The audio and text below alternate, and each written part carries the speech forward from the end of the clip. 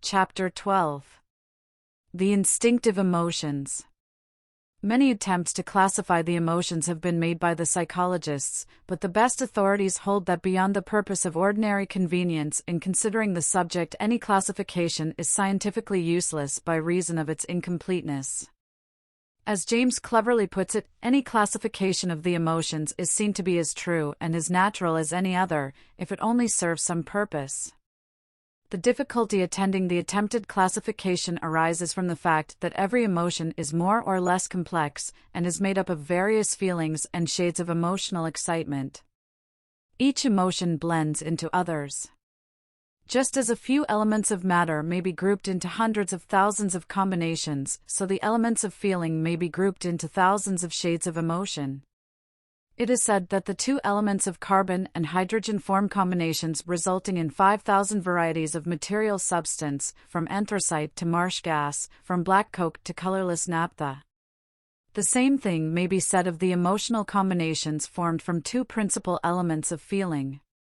Moreover, the close distinction between sensation and feeling on the one hand, and between feeling and emotion on the other, serves to further complicate the task. For the purposes of our consideration, let us divide the emotions into 5 general classes, as follows: 1. Instinctive emotions, 2. Social emotions, 3. Religious emotions, 4. Aesthetic emotions, 5. Intellectual emotions. We shall now consider each of the above 5 classes in turn. The instinctive emotions. Instinct is defined as unconscious, involuntary, or unreasoning prompting to any action, or the natural unreasoning impulse by which an animal is guided to the performance of any action, without thought of improving the method. An authority says, instinct is a natural impulse leading animals, even prior to all experience, to perform certain actions tending to the welfare of the individual or the perpetuation of the species, apparently without understanding the object at which they may be supposed to aim, or deliberating as to the best methods to employ. In many cases, as in the construction of the cells of the bee, there is a perfection about the result which reasoning man could not have equaled, except by an application of the higher mathematics to direct the operations carried out. Mr. Darwin considers that animals, in time past as now, have varied in their mental qualities, and that those variations are inherited. Instincts also vary slightly in a state of nature. This being so, natural selection can ultimately bring them to a high degree of perfection. It was formerly the fashion to ascribe instinct in the lower animals, and in man, to something akin to innate ideas implanted in each species and thereafter continued by inheritance. But the application of the idea of evolution to the science of psychology has resulted in brushing away these old ideas. Today, it holds that which we call instinct is the result of gradual development in the course of evolution, the accumulated experience of the race being stored away in the race memory, each individual adding a little thereto by his acquired habits and experiences.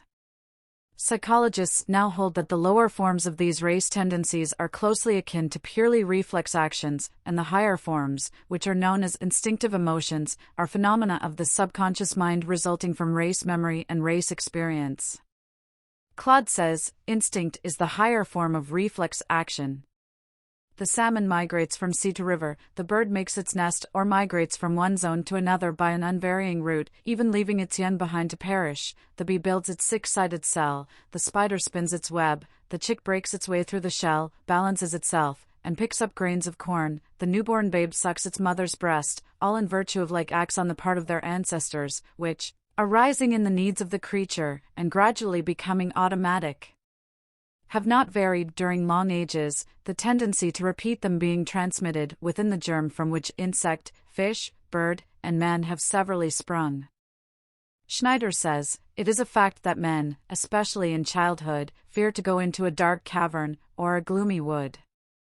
This feeling of fear arises, to be sure, partly from the fact that we easily suspect that dangerous beasts may lurk in these localities, a suspicion due to stories we have heard and read. But, on the other hand, it is quite sure that this fear at a certain perception is also directly inherited. Children who have been carefully guarded from all ghost stories are nevertheless terrified and cry if led into a dark place, especially if sounds are made there. Even an adult can easily observe that an uncomfortable timidity steals over him in a lonely wood at night, although he may have the fixed conviction that not the slightest danger is near. This feeling of fear occurs in many men even in their own houses after dark, although it is much stronger in a dark cavern or forest.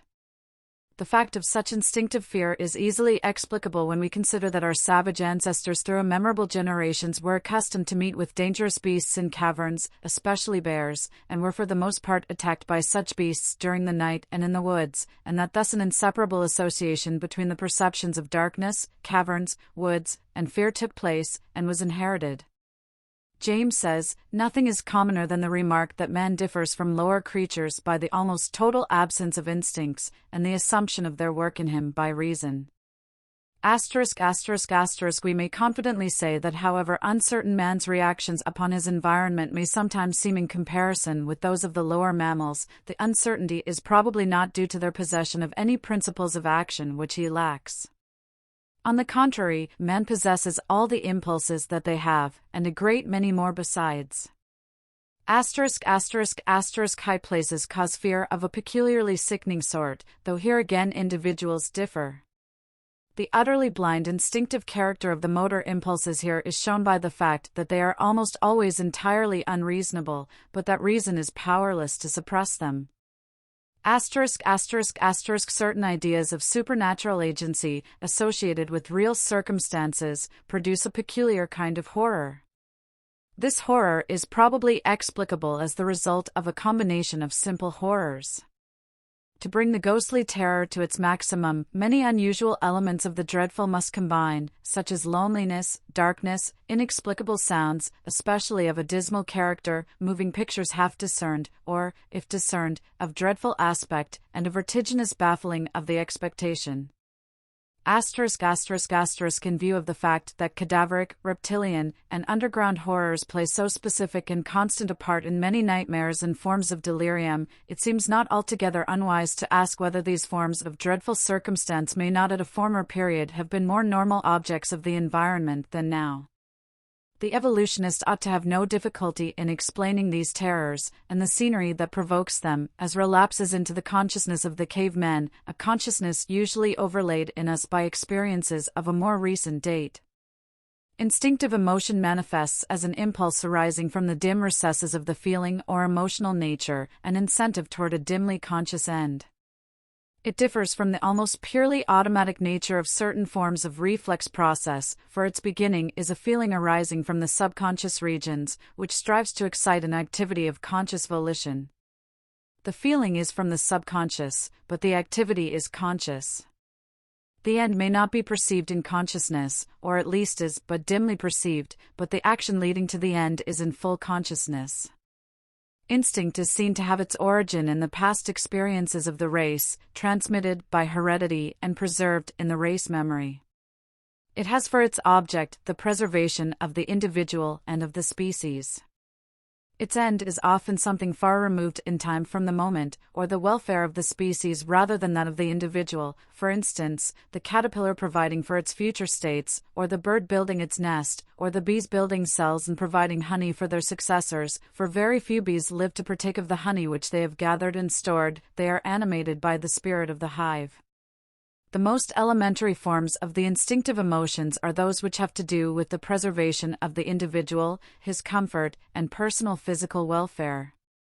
This class of emotions comprises what are generally known as purely selfish feelings, having little or no concern for the welfare of others.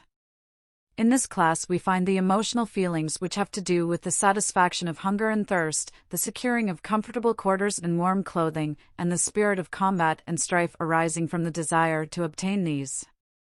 These elemental feelings had their birth early in the history of life, and indeed life itself depended very materially upon them for its preservation and continuance. It was necessary for the primitive living thing to be selfish. When man appeared, only those survived who manifested these feelings strongly, the others were pushed to the wall and perished. Even in our civilization, the man below the average in this class of feelings will find it difficult to survive.